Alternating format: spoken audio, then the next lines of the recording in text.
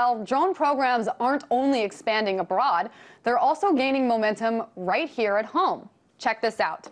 This is the mini helicopter Dragonflyer X6. It's much smaller than the Predator and Reaper drones used in the Middle East.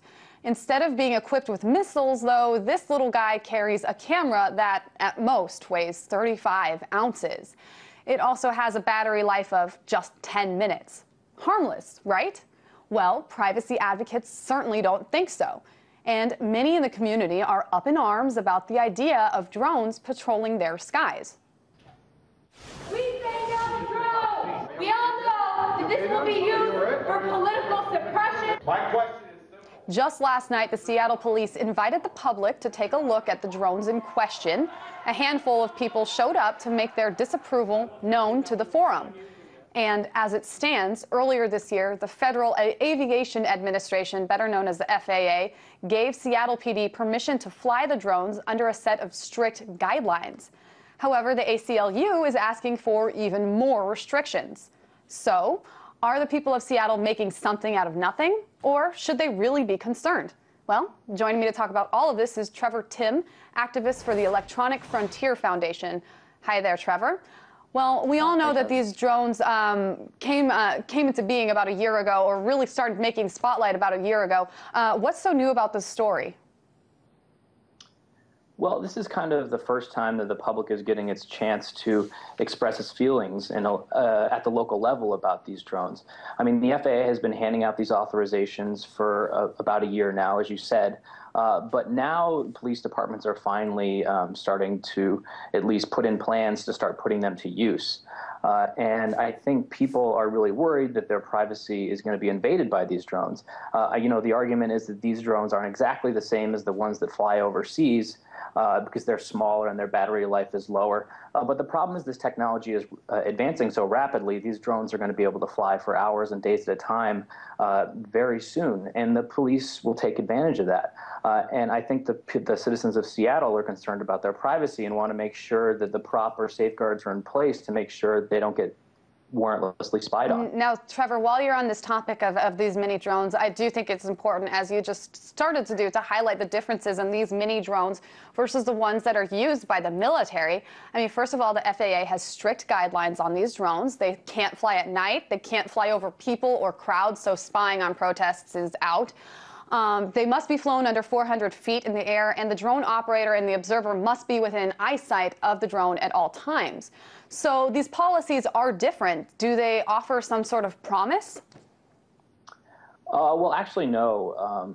You're correct that those are the exact policies that are in place now. But the FAA is set to drastically expand those in the coming year or two. Actually, a public records request we got through our drone census project, when EFF is partnering with Muckrock News to file public records requests all over the U.S., found that the Seattle Police Department thinks that the FAA is going to expand its regulations in the next year so that they can fly it in other places.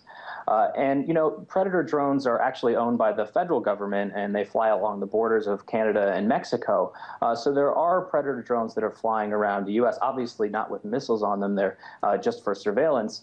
But the thing is that this technology is transforming so rapidly that eventually police will be able to use drones. Maybe they may be smaller, but they'll be able to stay in the air for long periods of time. Even the Congressional Research Service report on drones and the Fourth Amendment said the same thing.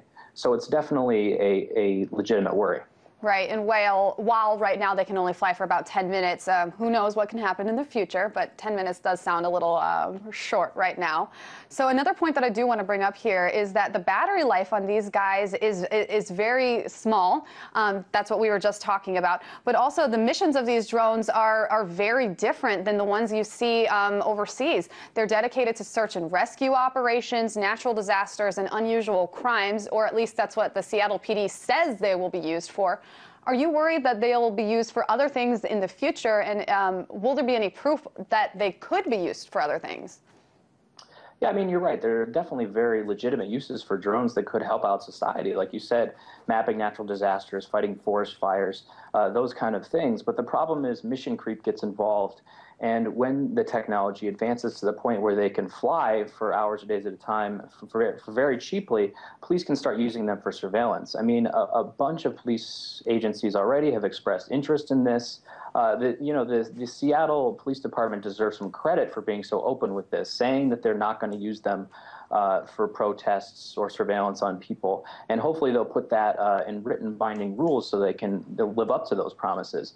But police across the country have expressed interest in using them for proactive purposes. In California, for example, here, a sheriff down the street actually said he wanted to use it to find marijuana growers or use it for proactive policing. The public records request said suspicious persons or large crowd control. So there's definitely a legitimate worry that this is what they're going to use them for. Maybe not in Seattle, and hopefully they can prove us right on that.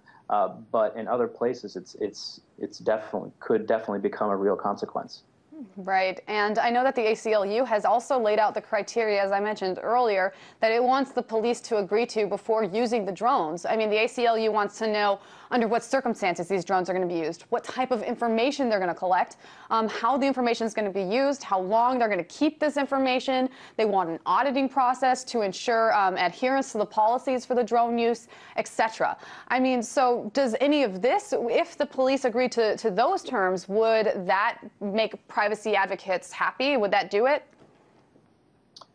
Oh, yeah, absolutely. That would go a long way in showing that they're serious about caring about Americans' privacy. And we want to make sure those rules are on the books before they start flying these all around the country, because once they're in the air and the police think they don't have any rules, they're not going to want to implement tighter controls. So we completely agree with the ACLU. We need, data retention standards telling us, they're deleting this footage, what they're using this footage for, making sure they're not sharing it with agencies, making sure that they get a warrant if they're going after surveillance on an individual person, all sorts of safeguards they can put in place so they can use drones for legitimate purposes that could really help society. And, if Seattle ends up going this way and putting this in the city council puts this in a binding ordinance, then I think they could actually be a model for the rest of the nation on how they approach this issue rather than something somebody looks at and says, we don't want this. Absolutely, Trevor. And we do have to give it to the Seattle PD for at least showing some part of transparency and coming out with this public hearing and both showing what the technology can do and also taking the questions and criticisms of the public. Trevor Tinn, activist with the Electronic Frontier Foundation, thank you so much for your opinions. Thanks for having me.